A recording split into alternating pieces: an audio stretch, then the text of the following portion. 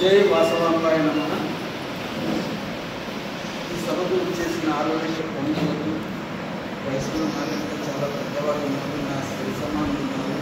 అందరికీ శుభసాయం. నాకు ఈ అవకాశం కలిగించిన అవరోహ ప్రెసిడెంట్ ఉపేంద్ర గారికి, సెక్రటరీ వెంకట సుబ్బయ్య గారు, కోశాల గారు,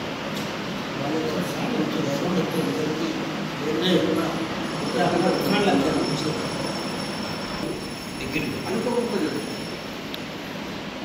ఒక సినిమాలో చెప్తారు, అద్భుతాలు జరిగేటప్పుడు ఎవరు గమనించరు, జరిగిన తర్వాత గమనించాల్సిన అవసరం కూడా లేదు.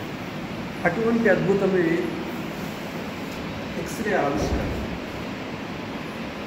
విలియం కాన్రాడ్ రాయింగ్టన్ అనే ఒక జర్మన్ శాస్త్రజ్ఞుడు క్యాథోడ్ రేస్ అనే ఒక ఫిజిషియన్ డాక్టర్గా ఫిజిక్స్ లెక్చర్ అనే ఫిజిక్స్ సంబంధించిన వ్యక్తి ఆయన క్యాథోడ్ రేస్ ప్రాపర్టీస్ని స్టడీ చేస్తున్నప్పుడు 1 వీక్ చాలా ట్రై చేశాడు. ఒక వ్యాక్యూమ్ ట్యూబ్ గాలి ట్యూబ్లో ఈ క్యాథోడ్ రేస్ అనేటివి ఈ సబ్స్టెన్స్ని పాస్ చేయగలుగుతాయా అని టెస్ట్ చేస్తున్నారు. 1 వీక్ తర్వాత ఆ ట్యూబ్ ఒక బ్లాక్ పేపర్తో కప్పేశాడు. సడన్గా అతనికి ఎదురుగా గోడ మీద ఒక ఫ్లోర్స్ గ్రీన్ లైట్ కనిపించింది. అప్పుడు అతను అనుకున్నాడు, so some rays are going there, some rays are going through the tube and crossing the substance. ఏం పెడతాం వాటి పేరు తెలియదు ఏంటో, అందుకని ఎక్స్ అని పెట్టారు. మ్యాథమెటిక్స్లో ఒక క్వశ్చన్ అడుగుతారు, A+B+C ఎక్స్ వాల్యూ వెళ్తాను. ఎక్స్ అంటే X meaning is unknown, X-ray means it is unknown, అది ఏంటో తెలియదు, అందుకని ఎక్స్రే అనే పేరు దానికి వచ్చింది. ఆ తర్వాత అతను టెస్ట్ చేయడానికి ఫస్ట్ టైం ఆ ట్యూబ్ ముందర వాళ్ళ వైఫ్ చేయి, అంటే ఏం జరుగుతుందో చూద్దామని క్యూరియాసిటీ, ఏం జరుగుతుందో చూద్దాము చేయి పెడితే గోడ మీద వాళ్ళ వైఫ్ చేసి ఒక బోన్స్ కనిపించాయి. First X-ray in this universe is his wife's hand. That is the first X-ray in this universe. That is came unknown. అది కావాలని ఎక్స్రేని ఎవరు ఇది కనిపెట్టాలని కనిపెట్టినది కాదు, అది నేచర్లో ప్రకృతిలో జరిగిన ఒక అద్భుతం. అందుకని ఆ శాస్త్రజ్ఞుడు పుట్టినరోజు అయినటువంటి నవంబర్ 8th మనం ఇంటర్నేషనల్ డే ఆఫ్ రేడియాలజీగా జరుగుతుంది. ఇది రేడియాలజీ ఆరంభానికి తొలిమెట్టు ఎక్స్రే. తర్వాత ఎక్స్రే నుంచి సిటీ స్కాన్. ఎక్స్రే అంటే మీరందరూ ప్రతి ఒక్కరు జీవితంలో ఎక్స్రే తీసుకుంటారు. ఎక్స్రే అంటే నిలబెడతారు, వెనకల నుంచి ఒక ట్యూబ్లో ఒక రే పంపిస్తారు, దట్ ఈస్ ఎక్స్రే. సిటీ అంటే కూడా ఎక్స్రేనే. సిటీలో మీరంతా చాలా సీటీ తీసుకున్నట్టు పడుకున్నప్పుడు చుట్టూ ఒక పెద్ద మిషన్ ఉంది. ఆ మిషన్లో అది ఎక్స్రే, అది యాంగిల్స్లో ఎక్స్రేస్ పంపిస్తారు. ఇక్కడ ఒక యాంగిల్లో పంపిస్తే సిటీ స్కాన్లో 10 యాంగిల్స్లో వస్తాయి కాబట్టి మొత్తం బాడీ అంతా కవర్ అవుతుంది. అంతే బేసిక్ వచ్చేసి ఎక్స్రే అయినా సిటీ అయినా రెండూ ఒకటే. సో చాలా మెడికల్ విప్లవానికి డయాగ్నోస్టిక్ రంగంలో ఎక్స్రే అనేది తొలిమెట్టు, అందుకని దానికి అంత ప్రాముఖ్యత. తర్వాత ఇది డయాగ్నోస్టిక్లోనే కాకుండా ట్రీట్మెంట్ పరంగా రేడియేషన్ అంటారు. చాలామంది క్యాన్సర్ పేషెంట్స్కు మీకు అందరికి తెలిసే ఉంటుంది, రేడియేషన్ ట్రీట్మెంట్ ఇస్తారు. రేడియేషన్ ట్రీట్మెంట్ ఇది డయాగ్నోస్టిక్, ట్రీట్మెంట్ పరంగా కూడా ఇది డెవలప్ చేయడం జరిగింది. సిటీ తర్వాత నెక్స్ట్ స్టెప్ ఎంఆర్ఐ అంటే మ్యాగ్నెటిక్ రెజొనెన్స్ ఇమేజింగ్. ఇందులో అయితే ఎట్లయితే ఎక్స్రే ట్యూబ్స్ వాడతామో అందులో మనం మ్యాగ్నెట్స్ అంతే, ఫర్ జనరేషన్ ఆఫ్ రైస్, అంతే డిఫరెన్స్.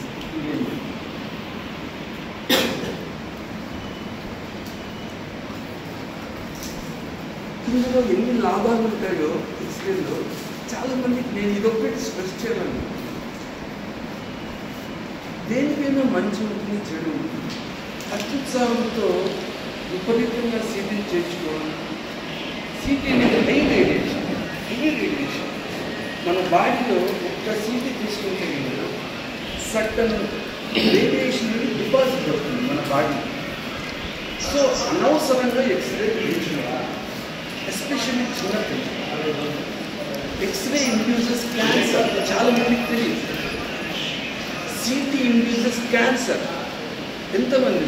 1 in 2000, 2000 మంది విపరీతంగా ఎక్స్రే సీటీ తీయించుకుంటుంటే ఒకరికి క్యాన్సర్ వచ్చే అవకాశం ఉంది. పర్సెంటేజ్ వచ్చేసి 0.16%. ఇప్పుడు మనకు వస్తుండే క్యాన్సర్స్, అన్ని క్యాన్సర్స్లో ఎక్స్రే కారణంగా వచ్చేది 0.16%. That's not small thing. So అనవసరంగా మనంతట మనమే డాక్టర్ని అడిగి ఎక్స్రే రాయండి, సీటీలు రాయండి, నేర్చుకుంటామని చేయించుకోండి. అవసరమైన మాత్రమే. వీలైనంత వరకు గర్భిణీ స్త్రీలకు ఇది కంప్లీట్లీ అవాయిడ్. అది అందరికీ తెలుసు. ఒకవేళ కంపల్సరీ అవసరమైతే కడుపు మీద లెగ్ షీల్డ్ అని వస్తే నా ఇది కావాలనుకుంటే స్ట్రైట్గా అడిగి 50% ఆన్ స్కాన్స్. డిఫరెన్స్ ఏంటి సార్? ఎంఆర్ఐ అంటే మ్యాగ్నెటిక్ రెజొనెన్స్ ఇమేజ్. ఎంఆర్ఐలో సాఫ్ట్ టిష్యూస్ని ఎక్కువ బ్రెయిన్కి సంబంధించి కానీ, సాఫ్ట్ టిష్యూస్ అంటే మజిల్ లోపల బోన్ ఉంది. బోన్ని బాగా చూడాలంటే సిటీ అండ్ ఎక్స్రే. కానీ ఈ బోన్ పైన ఉండే మజిల్స్ని, స్కిన్, వీటిని చూడాలంటే MRI. That is the main difference. MRI is more clarity. సిటీని మించి అంటే ఒక మనిషిని కట్ చేస్తే ఎట్లా ఉంటుందో అట్లా చూడొచ్చు. At the same time bones పెద్దగా ఉపయోగపడదు ఎంఆర్ఐ. జాయింట్స్కి ఉపయోగపడదు. ఇప్పుడు నీ జాయింట్ చాలామంది ప్రవీణ్ కూడా రాస్తుంటారు ఎంఆర్ఐ. జాయింట్స్కి వాటికి సిటీ కంటే ఎంఆర్ఐ. నర్వ్స్ కూడా ఎంఆర్ఐ, నర్వ్స్ వీక్నెస్.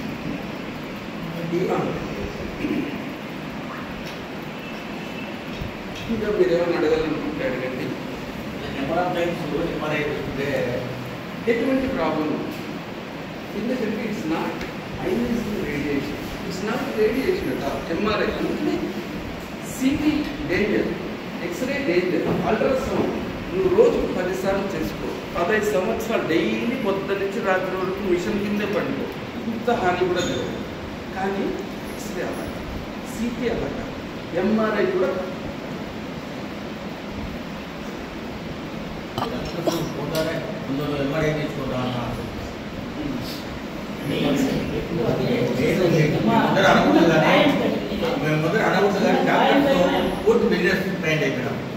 ప్రపంచమే ప్రపంచం ఉంటే ఉండొచ్చు. మీరు దేవుని తర్వాత దేవునితో సమానం అయిపోయింది నా కాలం.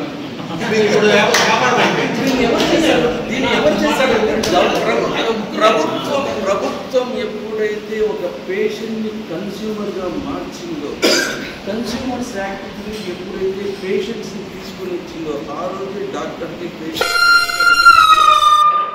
మీరు ఇందాక చెప్పిన గాడ్ పేషెంట్ రిలేషన్ అనుకుని బిజినెస్ రిలేషన్ అవుతుంది. ఎప్పుడు ప్రభుత్వం పేషెంట్స్ని కన్స్యూమర్స్ చేసింది. ఎందుకు చేసింది? కన్స్యూమర్స్ ప్రొటెక్షన్ యాక్ట్ కింద ఇప్పుడు వాడి మీద మీరు చెప్పిన దాంట్లో 100కు 100% నిజం సార్.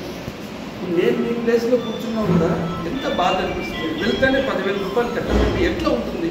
ఒక డబ్బు తక్కువ ఉండే వాళ్ళు ఎంత బాధపడతారో నాకు తెలుసు. ప్లస్ అందులో కట్స్ ఉంటాయన్న విషయం ఈ బాబుని అడిగిన కూడా కాబట్టి వ్యాపారం అయ్యింది, దాంట్లో ఎటువంటి సందేహం లేదు. కానీ దానికి కారణం ఏంటి? పేషెంట్స్ని ఎప్పుడైతే కన్స్యూమర్ కిందికి తీసుకొచ్చిందో ప్రభుత్వము, అప్పటి నుంచి స్టార్ట్. డాక్టర్ కూడా నాకెందుకు తెలుసు?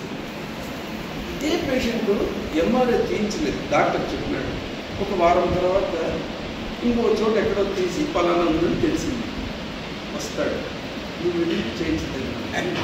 ఇదే పేషెంటే ఏం చేయాలి చెప్పండి. కత్తికి రెండు వైపులా పనులు మనం ఏం చేయలేదు. ఒక టెస్ట్కు మళ్ళా టెస్ట్కు టైం ఉంటే ఇన్ని రోజుల వరకు అదే పని చేస్తారు. ఎంఆర్ఐ తీసుకుంటున్నాను. ఇప్పుడు ఎంఆర్ఐ తీసుకున్నాను అంటే ఏ జబ్బుకు మనం తీసుకుంటున్నాం అదే కాబట్టి అదే జబ్బు అంటే అది ఏ జబ్బు లేదు. బ్యాక్ పెయిన్ ఉంది సార్, ఎంఆర్ఐ తీసినాం. ఆ. మళ్ళీ ఒక 4 months తర్వాత ఇంకొక డాక్టర్ దగ్గరికి పోయి ఇది చూపితే ఇది కాదు ఇప్పుడు మళ్ళా తీసుకోవాల్సిందే. Not only expensive but at the same time మీరు చెప్పేది 4 months బ్యాక్ ఇప్పటికీ సింటమ్స్ పెరిగితే తీర్చుకోమని చెప్పడం తప్పు లేదు. ఒకవేళ సింటమ్స్ పెరగకుండా అప్పటి నుంచి అట్లే ఉంది అంటే అది వ్యాపారం. ఏం చేస్తామండి ఇప్పుడు రోజు వీధికి ఒక కాలేజ్ పెట్టాం.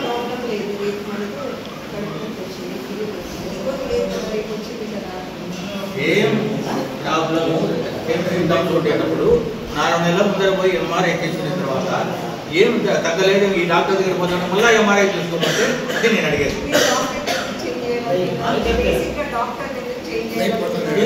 తగ్గడం లేదు తగ్గలేదు కూడా ఎంఆర్ఐ కాదు కదా.